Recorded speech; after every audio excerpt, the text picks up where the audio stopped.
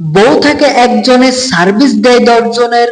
তাদের বউগুলা যেন সরকারি সার্ভিস সেন্টার।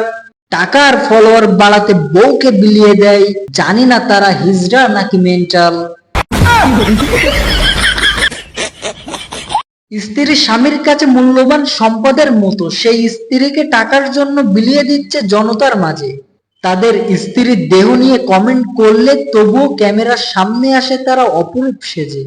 তাদের বউগুলা কেউ করে লাইভ স্ট্রিম, কেউ বা টিকটকার, কেউ বা কন্টেন্ট ক্রিয়েটর।